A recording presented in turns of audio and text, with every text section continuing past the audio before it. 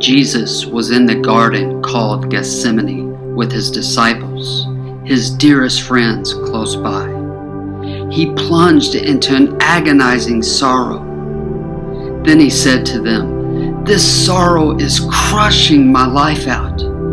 Stay here, keep watch, and pray with me."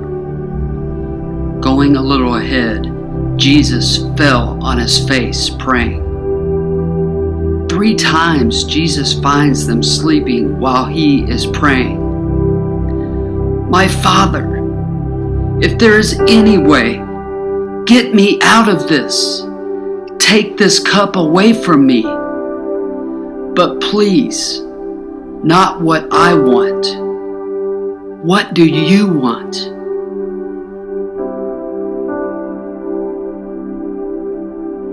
As he plunged into a sinkhole of dreadful agony, I'm stunned by the strength and wisdom of Jesus. May I seek to follow your will in all things. As the journey begins, I ask to be with Jesus. To follow his journey, I express my love and thanks.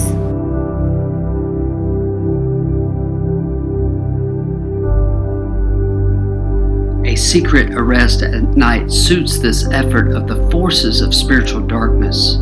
Sent by the high priests, religious scholars, and leaders, Judas, one of the 12, showed up, and with him a crowd of men brandishing swords and clubs.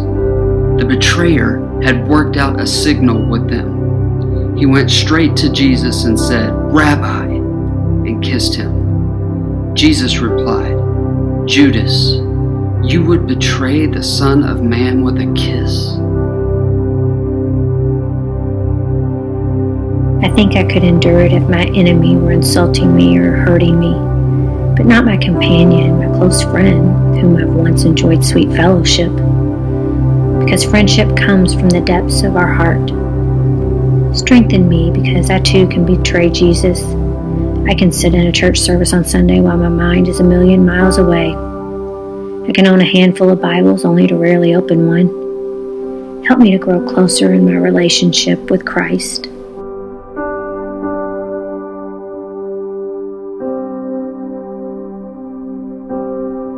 The high priest conspired with the Jewish council as they tried to cook up charges against Jesus in order to sentence him to death.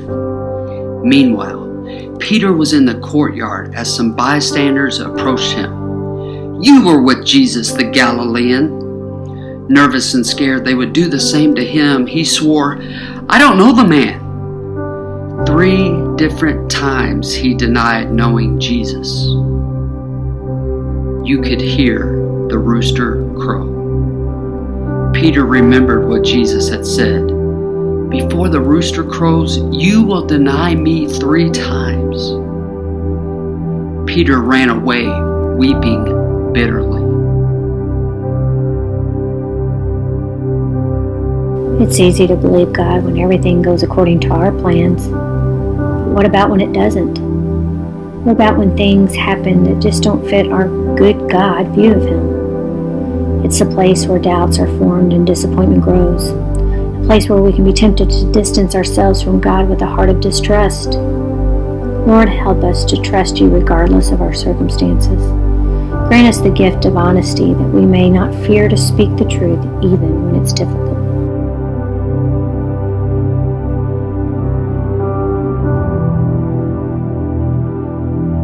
Now, he is wrongfully condemned to punishment by death.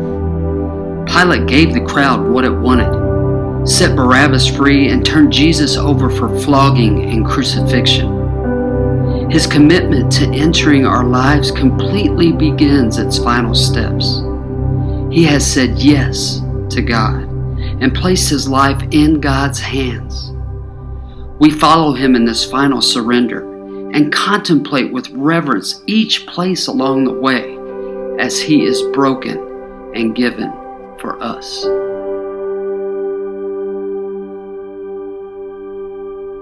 As I view the scene, I become moved by both outrage and gratitude. Pilate simply washes his hands of the whole affair while Jesus willingly moves forward in this journey. This is for me, that I might be free, that I might have eternal life.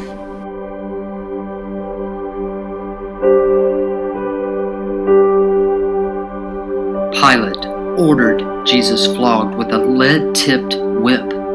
The soldiers took Jesus into the palace and called together the entire brigade for some fun. They stripped and dressed him up in purple and put a crown braided from a thorn bush on his head. They banged on his head with a club and spit on him and knelt down before him in mocking reverence. "Bravo, King of the Jews, bravo!" They put his own clothes back on him and marched out to nail him to the cross.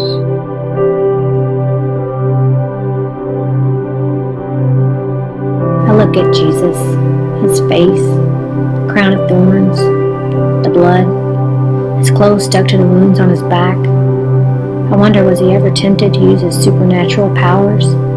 In the middle of him being tortured, did he ever consider rising up to defeat these Roman soldiers?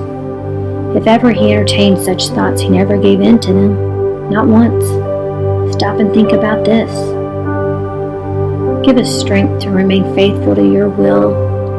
But Father, even in the midst of our hardships, trials, and persecutions,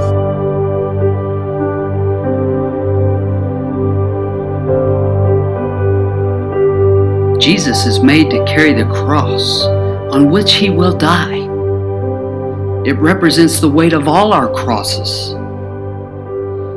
What he must have felt as he first took it upon his shoulders. With each step, he enters more deeply into our human experience. He walks in the path of human misery and suffering and experiences its crushing weight.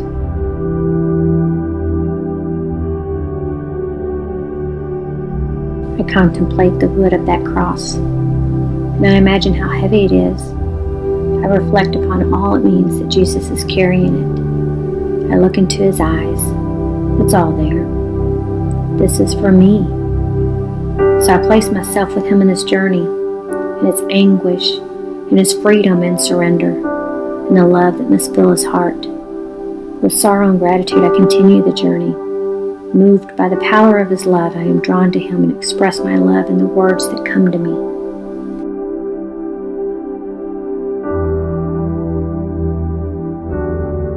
Along the way, they came on a man from Cyrene named Simon and made him carry Jesus' cross. Even Jesus experienced our struggle to receive help. He is made to experience the poverty of not being able to carry his burden alone. He enters into the experience of all who must depend upon others to survive. He is deprived of the satisfaction of carrying this burden on his own.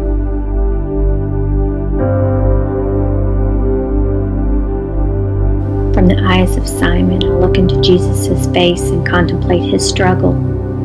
I stare at the weakness in his eyes, and I can look at his whole body and see the exhaustion.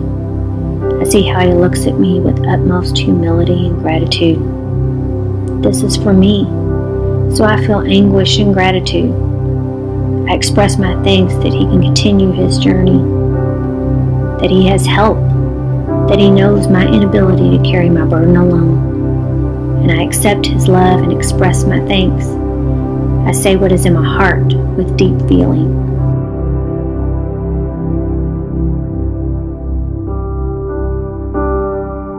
The women of Jerusalem and their children came out to comfort and thank Jesus. They had seen his compassion and welcomed his words of healing and freedom. He had broken all kinds of social and religious norms to connect with them. Now they are here to support him. He feels their grief. He suffers, knowing he can't remain to help them more in this life. He knows the mystery of facing the separation of death.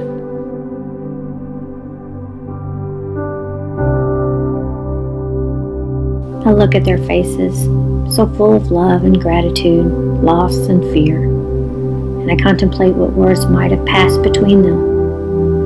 I remember all his tender, compassionate, merciful love for me. I place myself with these women and children who support him. This is for me, So I let this scene stir up deep gratitude.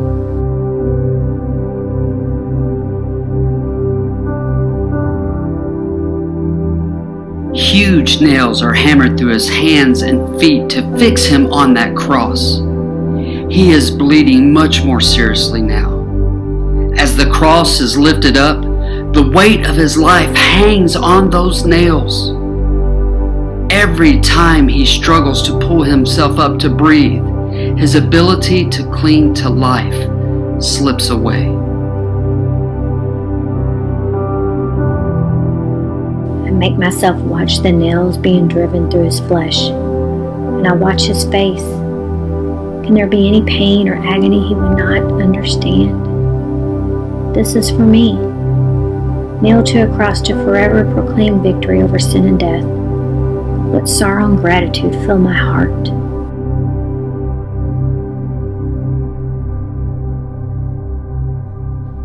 One of the criminals hanging on the cross beside Jesus cursed him. "Some Messiah you are! Save yourself! Save us!" But the other one made him shut up. "Have you no fear of God? We deserve this, but not him. He did nothing to deserve this. Jesus, Jesus, remember me when you enter your kingdom." Jesus replied, "Don't worry, I will. Today, you will join me in paradise."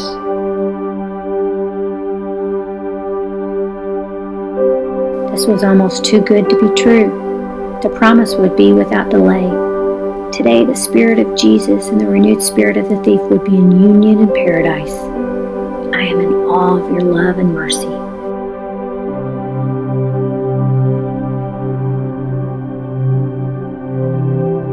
Between two criminals, a mocking title above his head, with Mary and John and Mary Magdalene to support him, Jesus surrenders his last breath.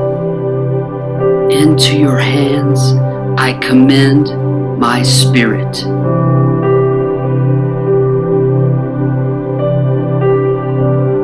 I look on at the foot of the cross, side by side with all of humanity, and behold our salvation. I pause to experience and receive how completely He loves me. He is indeed completely poured out for me. As I treasure this gift, I express what is in my heart.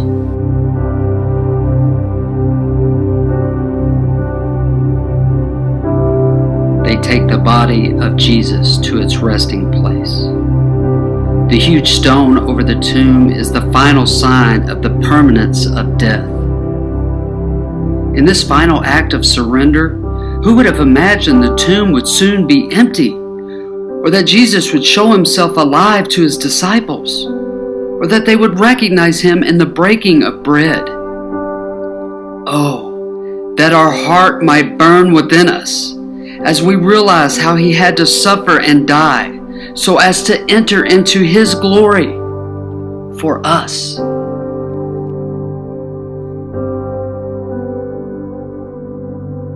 I pause to contemplate this act of closure on his life. This final journey of his life has shown me the meaning of his gift, a gift of himself for me. I express my gratitude for this way of the cross.